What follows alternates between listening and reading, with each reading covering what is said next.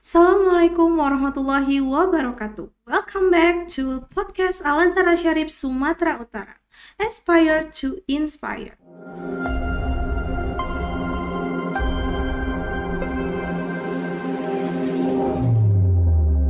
Aspire to inspire. Sobat Asyarif, hari ini kita mau ngobrolin tentang sesuatu yang kelihatannya klasik, tapi ternyata masih sangat berkaitan erat dengan kehidupan kita loh. Apa itu? Sumpah Pemuda. Seabad yang lalu, para pemuda di Indonesia bersatu demi kemerdekaan Indonesia. Nah, kira-kira sekarang ini perlu nggak ya anak muda Indonesia bersatu? Dan kira-kira untuk apa sih anak muda sekarang bersatu?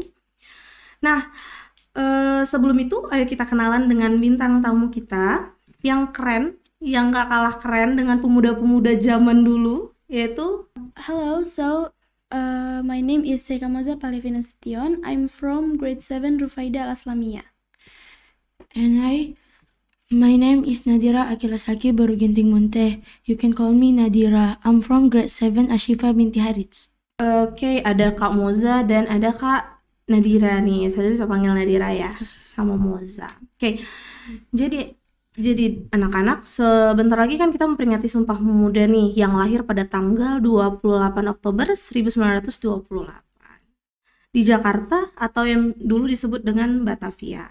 Nah, jadi para pemuda zaman dulu itu pada tahun itu berbondong-bondong bersatu mulai dari Jong Java, Jong Sumatera, dan Jong Ciledes dan banyak lagi tuh berkumpul untuk dalam sebuah kongres yang mereka sadar bahwa Indonesia tuh harus merdeka dengan mereka bersatu gitu kan.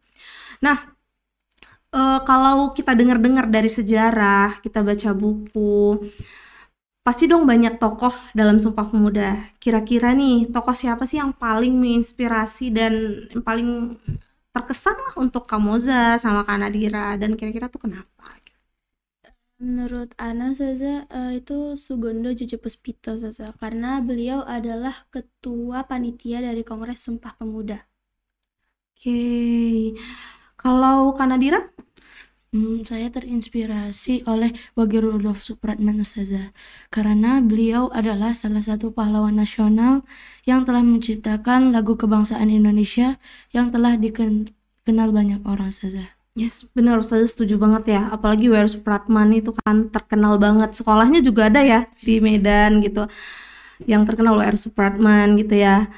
Dan gak kalah keren juga yang Kak Moza bilang tadi. Nah, kalau dulu mereka nih pada bersatu untuk kemerdekaan Indonesia, kira-kira menurut Kak Moza dan Kak Nadira, anak-anak muda sekarang ini perlu bersatu untuk apa sih gitu? Jadi saja karena banyaknya budaya luar masuk dan keluar Indonesia, pemuda Indonesia tuh harus bersatu supaya gak kehilangan identitas sebagai warga negara Indonesia, Ustazah. Oke, kalau Kak Nadira? Menurut saya Ustazah, pada zaman dahulu kan para pahlawan bersatu untuk melawan penjajah Ustazah. Kalau sekarang kita bisa terpecah akibat dari pembulian, perbedaan suku ataupun pendapat Ustazah. Jadi kita harus berusaha untuk tetap bersatu walaupun kita memiliki banyak perbedaan Ustazah. Apalagi sekarang ada sosial media yang mudah untuk kita menyampaikan apa yang kita ingin kita sampaikan saja. Bener ya, kayak misalnya kita menjaga identitas tadi Kak Moza bilang, banyak anak Indonesia tuh yang kehilangan identitas, dia lupa dengan adat budayanya, kan bener kan? Yes, yang lebih ke barat-baratan itu ya. Sebenarnya boleh sih kalau menurut Ustazah, cuman lebih kayak tetap menjaga adat budaya kita biar identitas negara kita juga ada gitu ya. Kalau Kanada tuh kayaknya bener sih, lebih ke jangan membuli gitu ya, ya apalagi sosial media sekarang kan orang bebas berkomentar apapun gitu ya. Benar, saya setuju sih, pintar kali ya. Oke. Nah, kalau ditarik nih ke kehidupan sehari-hari, apa sih contoh kecil persatuan yang ada di pesantren yang terasa banget nih manfaatnya gitu? Biasa tuh kalau di sekolah tuh buat piket ngambil iPad saja, karena kan tuh kalau ngambil iPad tuh kan berat saja, jadi kayak harus ada temen supaya pekerjaan lebih ringan dan pekerjaannya cepat selesai saja. Oke, kalau Kak Nadira? melaksanakan kerja kelompok Ustazah. Karena kan biasanya guru-guru ada bikin waktu untuk ngumpul itunya saja tugasnya. Jadi kalau kita kerjakan sendiri bisa aja tugas kelompok itu nggak kita kumpul pas waktu yang udah ditentukan ustazah atau ustadznya ustazah.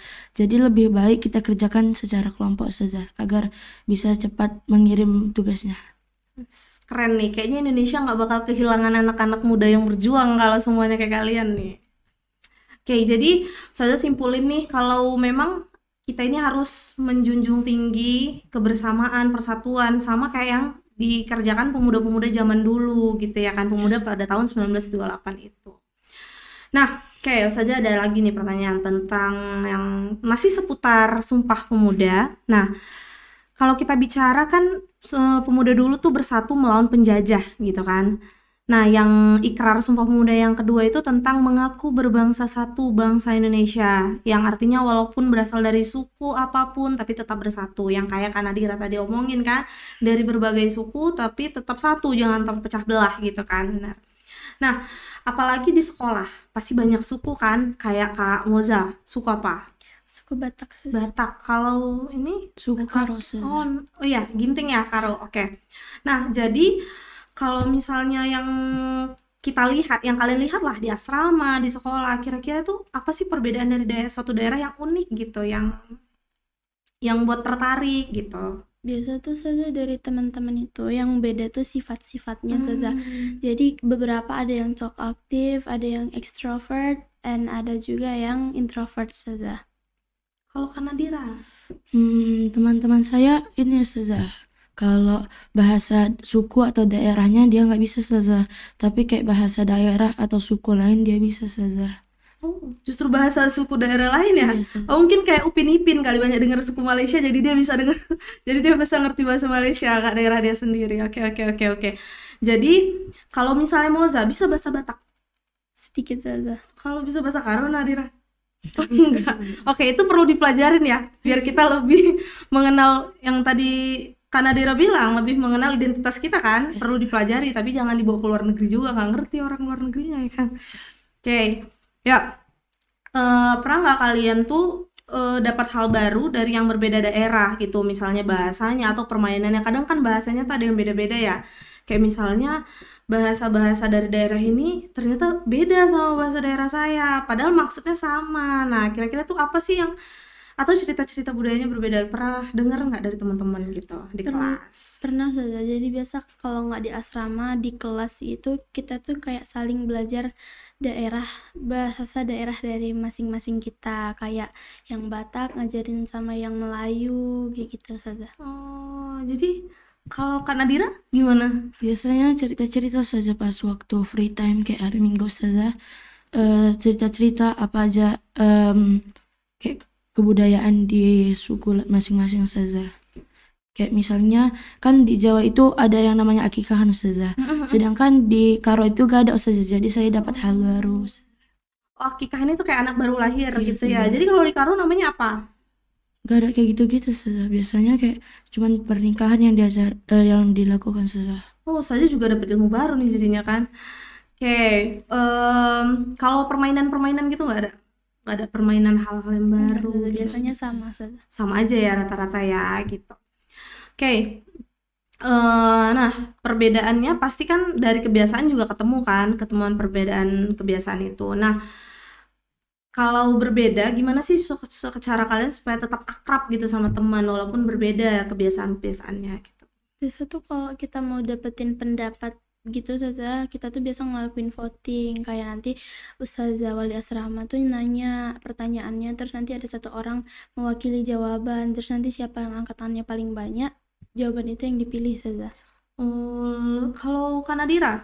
Biasanya kami cari sama-sama saja, misalnya kayak atau dari buku atau dari Google saja. Jadi nanti ditanya pendapat kami masing-masing, baru disesuaikan sama yang ada di Google saja.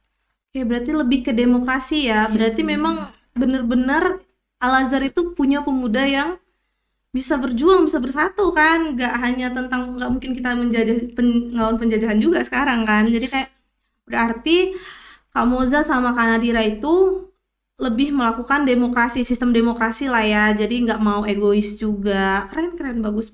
Nah, itu memang harus diterapkan. Oke, sebelum podcast ini berakhir, kita bakal main games nih. Karena seperti yang kita tahu, bahwa Sumpah Pemuda terdapat persatuan bahasa. Nah, jadi sekarang kita main games, apa bahasa kita? Oke. Nah, cara main gamesnya, nanti Ustazah bakal nyebutin satu kata dalam bahasa Inggris dan kalian harus menyebutkan makna atau padaan kata itu atau sinonim kata itu dalam bahasa Indonesia. Gitu ya.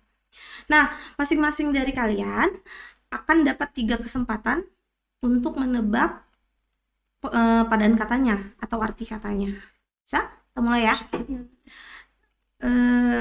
Yang pertama, upgrade. Tingkatan. Oke. Lanjut ya. Rebutan apa nih ya? Rebutan aja lah ya. Oke. Kedua, password.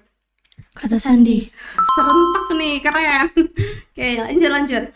Download. Unduh. Udah Dira. Oke. Satu sama nih. Oke. Spam. Sampah digital. Oke, 2, 1. Lanjut. Vlog. Blog video. 3. Oke, lanjut. Moza udah habis ya kesempatannya. Sekarang Nadira. Email. Surat di elektronik. Oke. Link. Link tautan. Oke.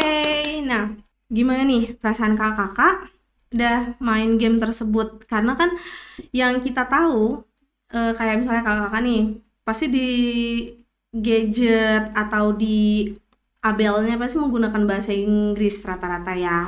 Kayak misalnya unduh, jarang tuh orang buatnya bahasa Indonesia. Kita taunya pakai bahasa Inggris. Apa unduh, download. Kita jarang mendengar bahasa Indonesia. Nah, gimana nih tanggapannya kalau misalnya ternyata itu ada artinya gitu, nggak hanya sekedar English. Pertamanya tuh pas kecil kan taunya cuma download, terus sekarang makin besar makin tahu arti-arti bahasa Indonesia, jadi makin banyak pengetahuannya saja. Nadia? Kalau biasanya kan iPad rata-rata kan punya teman saya kayak bahasa Inggris kan saja.